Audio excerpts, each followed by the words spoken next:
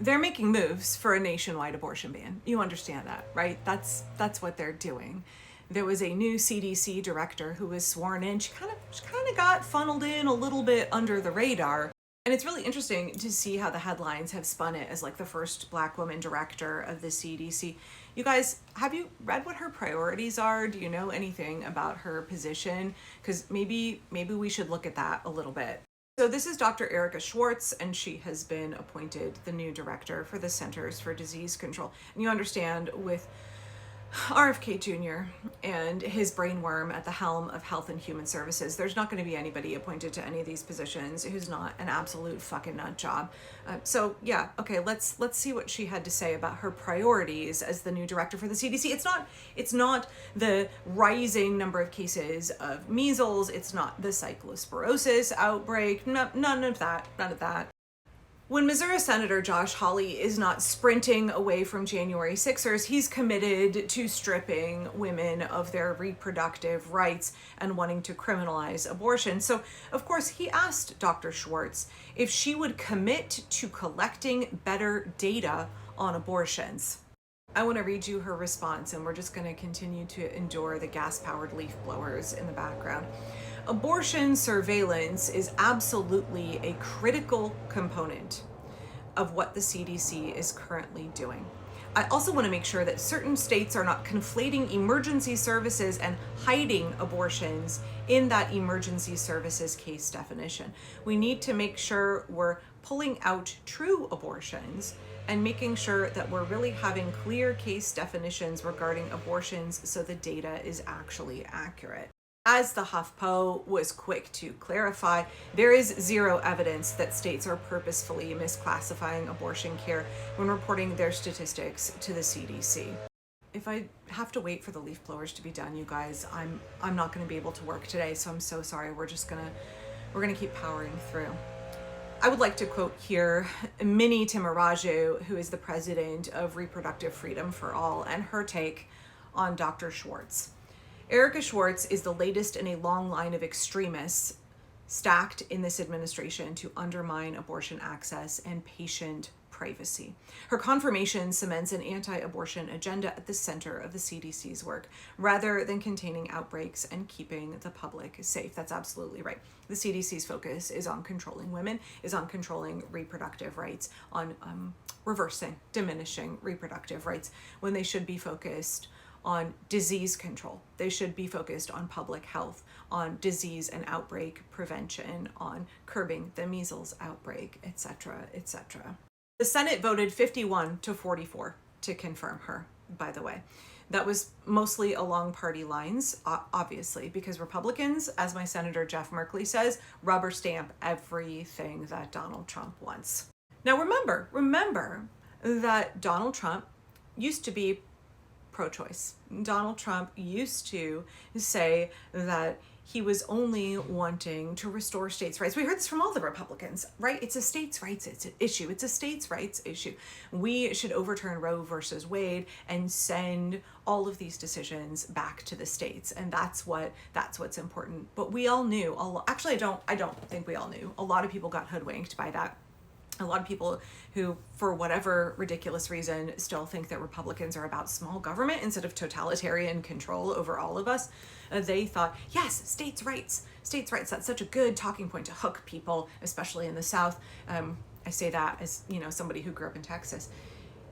People thought this is a good thing. It is less big government control and will let the states decide, especially, those red states whose legislatures are overwhelmingly controlled by conservative, white, ignorant men. Men who say shit like, oh, well, why can't a woman just swallow one of those camera pills to see what's happening with her fetus? Men who think that women can hold in their periods. Men in state legislatures who say shit like it's impossible for a woman to get pregnant when she's raped because she just rejects the sperm. Like, these are the men who are crafting laws about women's reproductive rights and health care. And it's killing people. I mean, their agenda all along has been a nationwide abortion ban, not because they care about children. They don't care about children at all. Look at the massive cuts to SNAP. Look at the massive cuts to Medicaid that are coming through. Look at them gutting the Department of Education. Look at them making every American child's life worse. immeasurably worse. They don't care about kids. They never have. They've dropped the pretense of being the family values party, the party that cares about protecting kids. They're protecting a PDF file ring. They're protecting a PDF file in the White House. They are taking little children and putting them in concentration camps. They are tear gassing little children. They've never cared about kids, you guys. But as all fascists do, their ultimate goal is complete social control and coercion, because they don't have the will of the people on their side, right? Donald Trump and Republicans, right, they're just in the toilet when it comes to approval ratings, so they have to use coercive control. They have to use threats, intimidation, and violence. You control parents through their children by oppressing and controlling their children. You have basically a death grip on parents. You control women by controlling their reproductivity, by controlling their access to reproductive health care. And when I say that it's threats, coercion, and violence, let me point you to yet another Republican, this one in Tennessee. I think that those doctors in Planned Parenthood clinics that have murdered hundreds of babies should be under the full exercise of the law for the murders they've committed. Under Tennessee law, if you commit murder, there is an opportunity for a death penalty, right?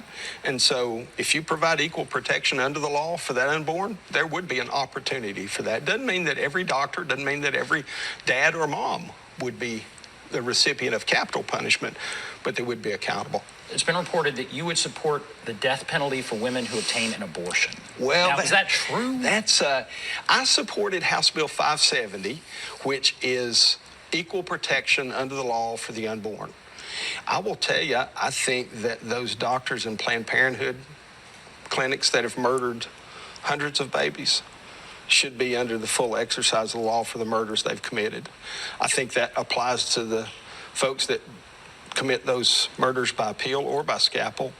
I think for not just the mother, but the dad, there should be responsibility. I think if indeed we believe that life begins at conception, and I do, our Tennessee Republican Party guiding principles assert that, then don't we have a right to protect that child from conception on from murderous acts? And the cases, yes. There's a consequence for speeding, there's a consequence for stealing, and there's a consequence for murder. And under Tennessee law, if you commit murder, there is an opportunity for a death penalty, right? An opportunity for the death penalty, an opportunity. This man is anxious to kill women for accessing reproductive health care. This man is anxious to kill physicians for providing necessary medical care to their patients, and he makes no secret of that, because his position is not fringe or radical amongst Republicans. It's not fringe or radical amongst evangelical Christians. It is fringe and radical when you compare it to overwhelmingly what Americans across the spectrum believe. More than 60% of Americans believe that Roe versus Wade should have been kept in place, believe that women should have a right to access reproductive health care in this country. So his opinion is fringe and radical and a minority opinion in the United States as a whole, but in his little, subculture in Tennessee amongst conservative Christians, it's not unusual.